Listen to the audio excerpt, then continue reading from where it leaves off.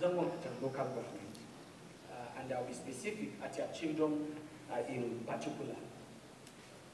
From November to December 2019, we have cases where people were attacked while working on their farms, and there were also cases of reprisals as well. But they did not make news, or there was not much publicity because it was on a very small scale, so to say. But on the 17th of January 2020, at Bora Weekly Market, unknown gunmen opened fire and they killed two ladies. One, Priscilla David, and Bridget Afi, were killed in Bora on the 17th of January 2020. On the 19th of January, that is about 2 days after this incident, three herders, Shehu Abubakar, Rabi Shehu, and Yakubu Usman, were also killed while grazing. His Royal Highness, the Aguatiab, did so much. We were able to trace the family of these three herders to Toro in Bauchi State, and the matter was resolved. Then suddenly, on the 5th of June 2020, there was a problem within the contentious land that has been the source of the problem since 1992.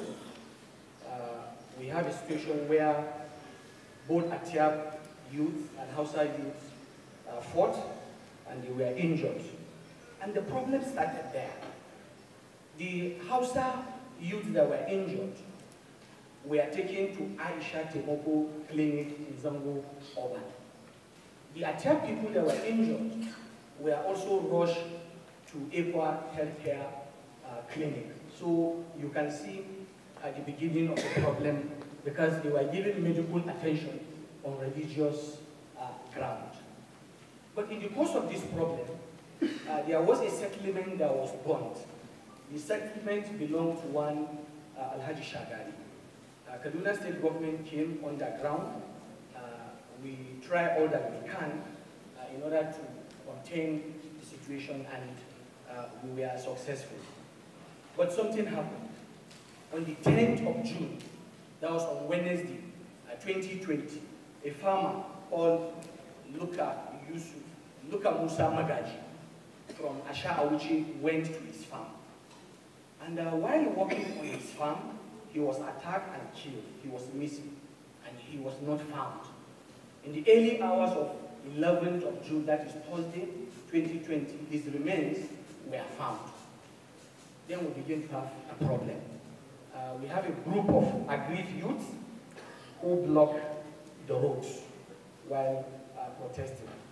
So I was in Kaduna. I reached out to the then commander of Operation Safe Haven, Major General C.C. Okongo, and we linked up with him at the center of the problem. But unfortunately, things went overboard. One youth was killed on the spot, and some travelers in transit were actually killed. At the end of the day, if the representative of Atiab children is here, he will confirm what I'm about to say. At the end of the day, we received a report of several settlements that were burnt, with cases of some people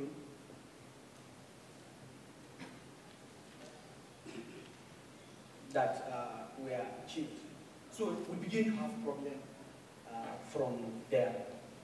And as we speak to this moment, there's a lot of impact. In 2020, 206 people died in southern Kaduna General area to violent attacks and reprisals. In 2021, 406 people were killed in connection with the same issue that I mentioned. In total, we lost 692 lives between 2020 and 2021. And the more devastating area, or the center of gravity, is at your children of Zango local government. In 2020, 114 people were killed, and in 2021, 186 were killed. If you put the figure, we lost about 300 lives in an avoidable bloodshed. Many citizens have been displaced from communities as a result of this crisis. The impact on food insecurity, threat to education, threat to health care service delivery, collapse of rural economy, threat to social cohesion. But CDS, with due respect, I will appeal that you allow me to outline some of our build around these challenges. Aggrieved groups recruit criminal mercenaries to carry out revenge attacks against those they believe have attacked them. There are also alliances between some communities to execute attacks on others. The selective condemnation of attacks by certain individuals and political actors appears to be deliberate attempts to ignore the suffering of some groups while highlighting that of others. This has proven to be a serious drawback to effective conflict resolution. There have been calls by certain individuals and groups for citizens to arm themselves in a dangerous diatribe of self-defense. The assumption is this: when you say self-defense, to the minds of the gullible who don't understand issue, when my community is attacked and I come across someone who looks like the person that attacked my community, I take on him. So you can see a wrong description of what self-help is all about. Communities give protective cover to criminals who are accomplices to violent acts, who happen to be members of their ethnic group or religion.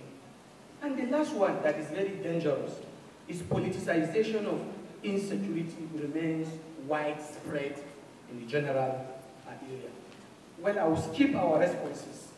We have a cordial collaboration with Operation Safe Haven, the police, and other security agencies that are working in the general area.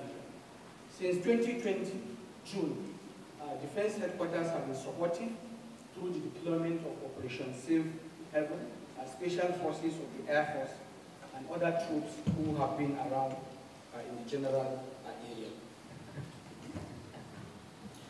The government's consistent appeal has been for all residents to constantly embrace recourse to the law.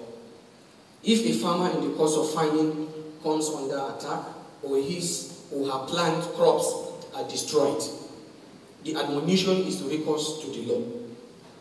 The same appeal goes to the herders. If in the course of grazing they are attacked or their cattle rustle or they become victims of any security challenge, however, a lack of recourse to the law in communities across the southern Kaduna general area is largely responsible for the crisis we have witnessed or we are witnessing. Another key point, a big problem to this, is the media narrative. The media narrative is also largely unhelpful. When armed bandits kill innocent herders and farmers while attempting to kidnap for ransom, some media will report that it is an attack by herdsmen, thereby inflaming the violence between pastoralists and their hosts. Conclusion: non-state actors keep staging brutal and disturbing attacks in different parts of this area as security forces and government continue to tackle this trend. In all of the government engagement, emphasis has been made on the fact that these acts are perpetrated by criminals, and criminality should not be intertwined with religion or ethnicity. Recourse to the law has been urged consistently. In summary, what has hitherto been termed banditry has metamorphosed into a real threat to national security, especially in view of its geographical spread across the states in the northwest and eminent penetration into other parts of the country if left to try. On all sides, what we are witnessing is an act that is being perpetrated or instigated by deviants from all sides who are involved in this conflict. And for us to understand this problem and solve this problem, we must be sincere, we must be honest, we must treat criminals as criminals.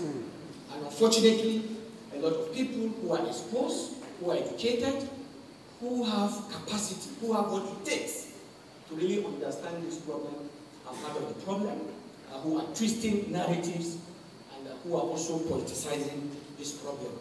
But on our own side, we will continue to do our best